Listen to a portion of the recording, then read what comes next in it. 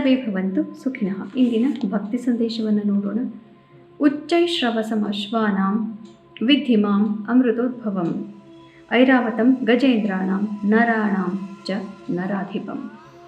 ನಾನು ಅಶ್ವಗಳಲ್ಲಿ ಉಚ್ಚೈಶ್ರವಸ್, ಅಮೃತ ಮಂಥನ ಸಮಯದಲ್ಲಿ ಹುಟ್ಟಿದಂತಹ ಅತ್ಯುತ್ತಮವಾದಂತಹ ಅಶ್ವ ಅದು. ಮತ್ತು ಎಲ್ಲರಲ್ಲೂ ಜನಗಳಲ್ಲಿ ಅತ್ಯುತ್ತಮನಾದಂತಹ ರಾಜ ಯಾರಿರ್ತಾನೋ ಅಂತಹವನೇ ನಾನು. ಮತ್ತು ಐರಾವತ, ಎಲ್ಲ ಗಜಗಳಲ್ಲಿ, ಎಲ್ಲ ಗಜೇಂದ್ರರಲ್ಲಿ ನಾನು ಐರಾವತ.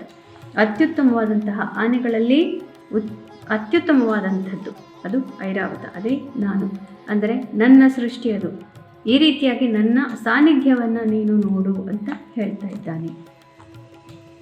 ಇದು ಶ್ರೀ ಪರಾಭವ ನಾಮ ಸಂವತ್ಸರೆ ದಕ್ಷಿಣಾಯನೆ ವರ್ಷದ್ದು ಶ್ರಾವಣ ಮಾಸೆ ಶುಕ್ಲ ಪಕ್ಷಿ. ಇಂದು 19ನೇ ತಾರೀಕು ಬುಧವಾರ, ಸಪ್ತಮಿ ತಿಥಿ ಹಾಗೂ ಇಂದು ಸ್ವಾತಿ ನಕ್ಷತ್ರ. ಇಂದಿನ ಭವಿಷ್ಯವನ್ನು ತಿಳ್ಕೊಳ್ಳೋಣ. ಮೇಷರಾಶಿಯವರಿಗೆ ಇಂದು ಪ್ರೀತಿ ಪಾತ್ರರೊಡನೆ ಅತಿಯಾದಂತಹ ಮನಸ್ಸಿಗೆ ಮುಟ್ಟುವಂತಹ ಕ್ಷಣಗಳನ್ನು ಕಳೆಯಬಹುದು.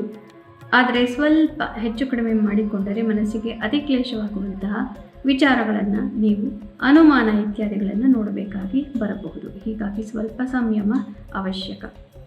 ವೃಷಭ ರಾಶಿಯವರಿಗೆ ಇಂದು ಬಹಳನೇ ಉತ್ತಮವಾದಂತಹ ದಿವಸ. ನಿಮ್ಮ ಸಾಮಾಜಿಕ ಚಟುವಟಿಕೆಗಳಲ್ಲಿ, ಸೋಷಿಯಲ್ ಸರ್ಕಲ್ ಇತ್ಯಾದಿಗಳಲ್ಲಿ ಅತಿ ದೊಡ್ಡದಾದಂತಹ ಸಾಧನೆಯನ್ನು ನೀವು ನೋಡಬಹುದು. ಮಿಥುನ ರಾಶಿಯವರಿಗೆ ಉತ್ತಮವಾದಂತಹ ದಿವಸವಾದರೂ ಕೂಡ ಮನಸ್ಸಿಗೆ ಸ್ವಲ್ಪ ಕ್ಲೇಶ ಇದೆ.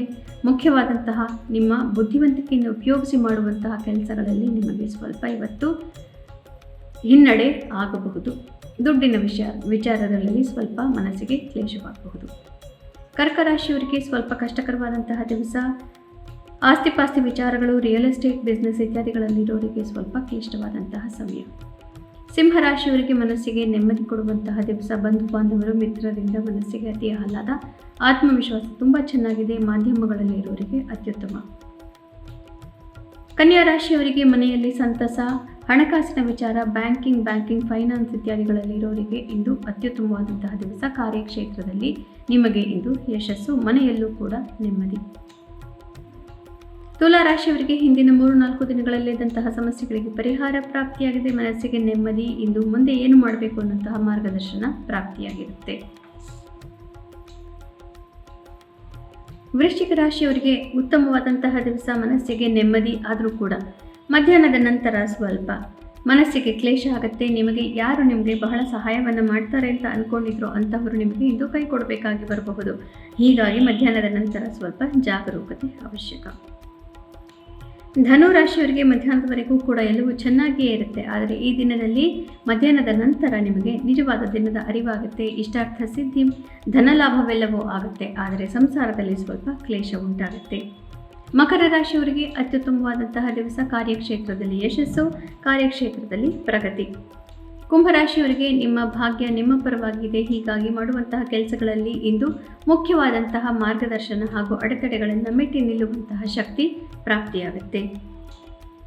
ಮೀನ ರಾಶಿಯವರಿಗೆ ಆಧ್ಯಾತ್ಮಿಕವಾಗಿ ಇಂದು ಅತಿ ಹೆಚ್ಚಿನ ಪ್ರಗತಿಯನ್ನು ನೀವು ನೋಡಬಹುದು ಹಾಗೂ ಭಗವಂತನ ಅನುಗ್ರಹ ಪ್ರಾಪ್ತಿಯಾದಂತಹ ರೀತಿಯಲ್ಲಿ ನೀವು ಇಂದು ಪ್ರಗತಿಯನ್ನು ಖಂಡಿತವಾಗಲೂ ಸಾಧಿಸಬಹುದು. ಆರೋಗ್ಯದ ಬಗ್ಗೆ ಸ್ವಲ್ಪ ಗಮನ ಅವಶ್ಯಕ. ಪುನಃ ನಾಳೆ ಭೇಟಿಯಾಗೋಣ. ಅಲ್ಲಿವರೆಗೂ ಗೀತಾ ಶ್ಲೋಕಗಳ ಶ್ರವಣ, ಪಠಣ, ಮನನ, ಲೇಖನ. ಒಂದು ಶ್ಲೋಕವನ್ನಾದರೂ ಕೂಡ ಮಾಡಿದರೂ ಕೂಡ ಜನ್ಮಾಂತರದ ಪಾಪನಾಶ. ಶುಭಮಸ್ತು. ಶ್ರೀಕೃಷ್ಣ ಜಯತೆ.